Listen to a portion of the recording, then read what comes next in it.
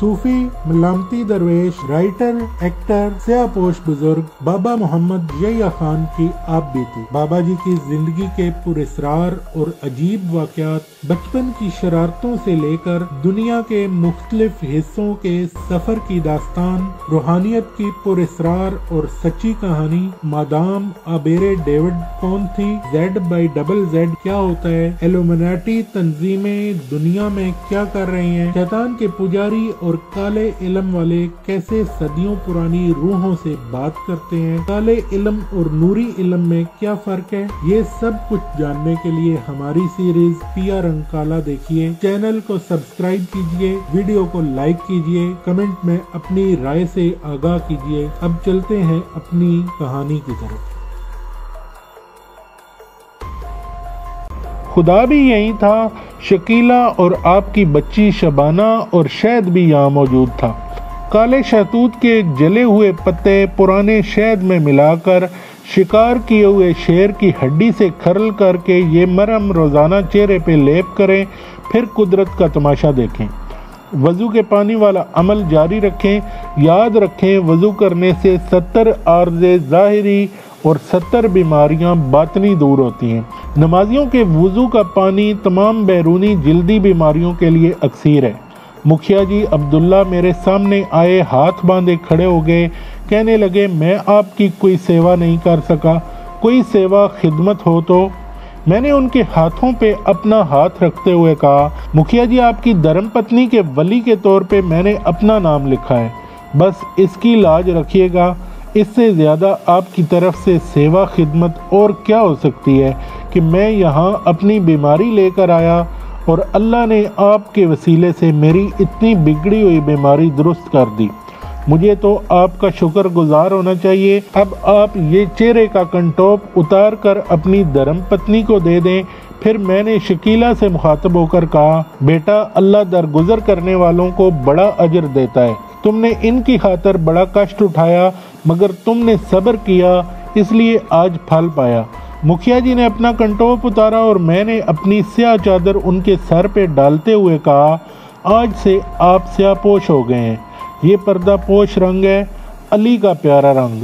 जब हम रुखसत होने लगे तो मुखिया अब्दुल्ला जी ने मेरे कान में कहा, खान साहब आपने शकीला को कैसे जाना? मैं तो एक अरसा करीब रह कर भी उसे ना पहचान सका था। मुखिया जी आप छाया शनास हो सकते हैं, तो क्या कोई काया शनास नहीं हो सकता? मैंने कहा। कारीन बात कहाँ से कहाँ आ पहुँची। जिक्र स्पेन के साहिल पे सदियों पुराने रोशनी के मीनार के ऊपर इस लोहे के कंटोप में जकड़ी हुई खोपड़ी से शुरू हुआ था। इस कंटोप के ऊपर एक बारी आनी जंजीर पे वस्ता थी और इसका दूसरा सिरा निचली मंजिल की दीवार में जकड़ा हुआ था। दरअसल ये मुखिया जी वाला वाकया मुझे इसी आहनी कंटोप को देखकर ही याद आया था। इंसान की मुख्तसर सी जिंदगी ऐसे ही अच्छे बुरे, हैरतनाक और इबरतनाक या वक्ती तौर पर मुतासर करने वाले चंद एक या बहुत से वाकयात पे मुश्तमिल होती है। जो लोग महदूद लगी बंदी कोल्लू के बैल सी जिंदगी गुजारते हैं या गुजारने पे मजबूर होते हैं, उन बेचारों के पास कहने सुनने के सिवा ज़ाती दुख दर्द या मरने जीने के चंद वाकयात के अलावा और कुछ नहीं होता। लेकिन लाखों में दो चार दाने ऐसे भी होते हैं जिनका रिज्क पानी दुनिया के जर्रे जर्रे पे पड़ा भरा हुआ होता है। बाज़ का तो अल्लाह के दीगर आलमों में भी फैला हुआ होता है। इनकी ज़िंदगी सिमटी बंदी गुठी हुई नहीं, बल्कि बिखरी फैली और दूर दराज तक बिछी हुई होती है। ये नज़र नज़र, नफ्स नफ्स, जुरा जुरा, कदम कदम नित नए वाक़यात, तजर्बात और मुशाहिदात से मुल्तफ़ित व मुस्तफ़ीज़ होते रहते हैं। इनकी आँखें और कान हर लम्हा खुले और तमाम हवास हमा वक्त बेदार व होशियार होते हैं। इनके मखसूस लाशऊर के कंप्यूटर में लम्हा बलम्हा, जुज़ बजुज़ हर वाक़या, वजूह, मंजर, मकाम मकालमा अपनी तमाम तर जुज़ियात व तफसीलात और मफ़ाम व मकासद के सियाक़ो सबाक़ के साथ रिकॉर्ड होते रहते हैं। ऐसे लोग अपने मखसूस तर्ज़ हयात और अंदाज़े अमलो फ़िक्र की बिना पर अपनी एक अलहदा सी पहचान और हैसियत रखते हैं। इन अब नॉर्मल से साहिबे हालो कीलो काल लोगों की अपनी अलग सी दुनियाएं और अपने अलहदा से जान होते हैं। یہ اپنی ہی طرز فکر کی تحلیلوں، تعمیلوں، ترجیحوں، تعویلوں کی عجیب و غریب نئی نئی اور پرت در پرت جوہتوں میں بیک وقت جی رہے ہوتے ہیں۔ دنیا کی درگھٹنائیں، زمانے کے نشیب و فراز اور وقت کے عدلتے بدلتے تیور ان کا کچھ نہیں بگاڑتے۔ یہی لوگ ثقافتوں، تہذیبوں، تاریخوں، حکمتوں اور قدیم و جدید علوم و فنون کے امین ہوتے ہیں۔ میرا تعلق بھی ایسے نابغہ روزگار اللہ کے بندوں کے غلاموں اور کفش برداروں میں ہوتا ہے۔ جہاں اپنے بزرگوں بابوں کی جوتیاں چاٹی، وہیں اس دنیا کے چپے چپے پہ اس قادر مطلق اللہ لم و یزل کی یکتائی، بڑائی، پاکی اور ہمیشگی بھی بیان کی۔ اپنے زمانہ آوارگی، خوارگی اور بادیہ پیمائی کے دوران مجھے اکثر شدت سے احساس ہوا کہ میرا کہیں بھی جانا پہنچنا کبھی بھی خالی از مصلحت نہ ہوا۔ جہاں بھی گئے داستان چھوڑائے والی بات ہی ہوئی، کوئی نہ کوئی حادثہ، واقعہ، معاملہ، ہونی انہونی، فرد و افراد میرے منتظر ہی ہوتے ہیں۔ کوئی طاقت، کوئی سسٹم مجھے زبردستی ادھر دھکیل رہا ہوتا ہے، اور الحمدللہ کہ ہمیشہ میرا پہنچنا خیر و برکت پر ہی منتج ہوتا ہے۔ ان گنت واقعات ایسے ہیں کہ میں بلا کسی ارادے، ضرورت یا وجہ کسی ایسی جگہ پہنچ گیا جہاں کوئی جانور، پرندہ، درندہ کسی مصیبت میں پھنسا ہوتا ہے۔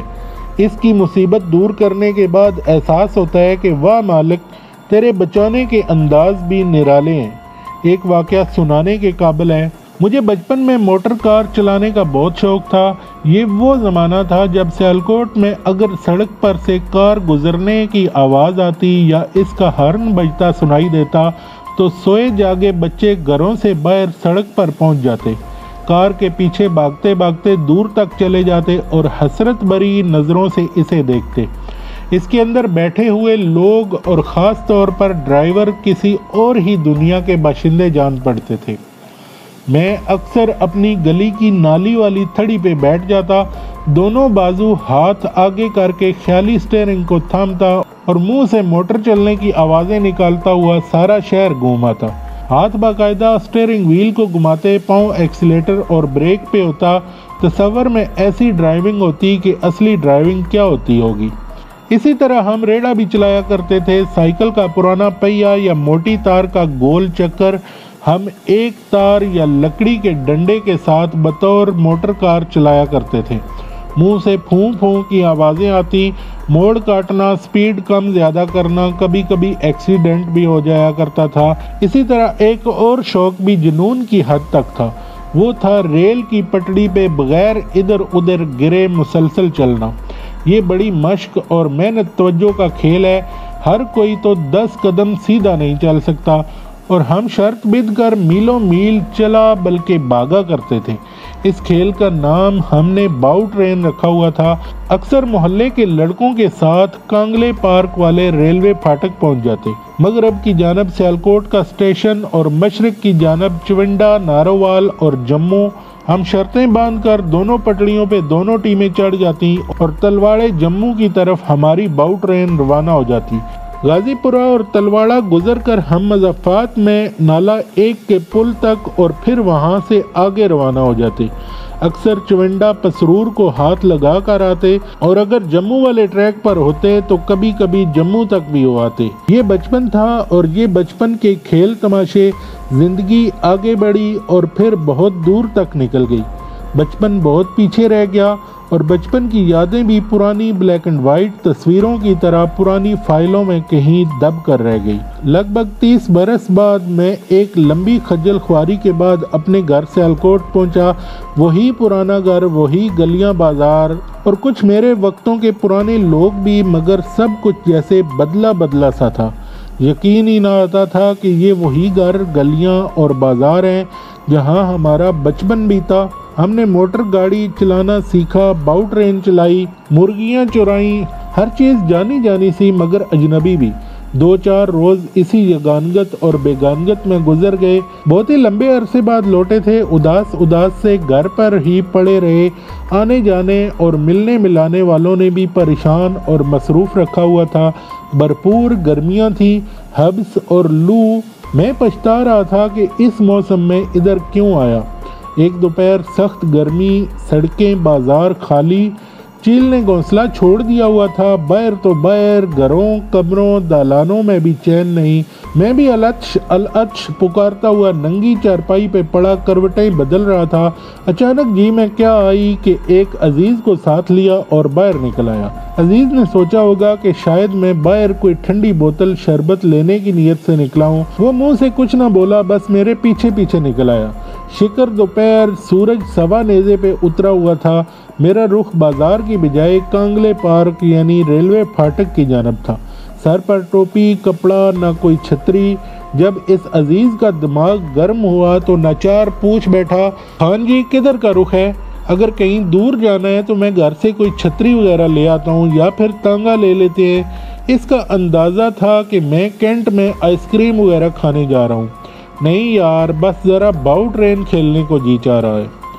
وہ تو بہت چھوٹا تھا، اس کو باؤ ٹرین کھیل کا علم نہیں تھا۔ باؤ ٹرین؟ اس نے دہرایا۔ خان جی میں سمجھا نہیں۔ باؤ ٹرین تو صبح 4:30 بجے اسٹیشن سے لاہور جاتی ہے۔ آپ کس باؤ ٹرین کے کھیل کا ذکر کر رہے ہیں؟ ہم سڑک پہ چلنے کے بجائے گلیوں سے گزر رہے تھے۔ میں نے اس کے کاندھے پہ ہاتھ رکھتے ہوئے باؤ ٹرین کھیل کی تفصیل بتانی شروع کی کہ کس طرح ہم ریلوے کی لائن پہ چلتے ہوئے اور بغیر دائیں بائیں گرے میلوں میل چلے جاتے تھے، بلکہ چونڈے پسرور جموں تک ہو آتے تھے۔ وہ پاگلوں کی طرح مجھے دیکھتے ہوئے پوچھنے لگا، اس وقت آپ کہاں جا رہے ہیں؟ بھائی بتایا ہے کہ وہی باؤ ٹرین کھیلنے کو جی چاہ رہا ہے۔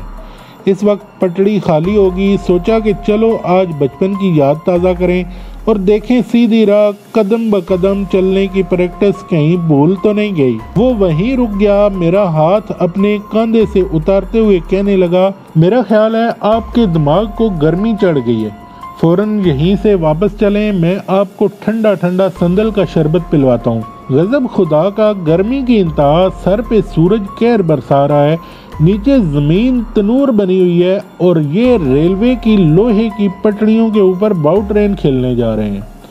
خان جی ریل کی پٹڑیاں اس وقت آگ کا انگارہ بنی ہوئی ہوں گی۔ زیادہ ہی شوق ہے تو کل صبح یہاں سیر کرنے کے لیے آئیں گے، آپ اس وقت باؤ ٹرین کھیل لیجئے گا۔ بھائی تم یوں کرو کہ واپس گھر چلے جاؤ، میں تو باؤ ٹرین کھیل کر ہی آؤں گا۔ شاباش، چلو گھر بھاگو۔ وہ پھر کچھ کہنے لگا تو میں نے اسے روک دیا اور اسے گھما کر رخ گھر کی جانب موڑ دیا۔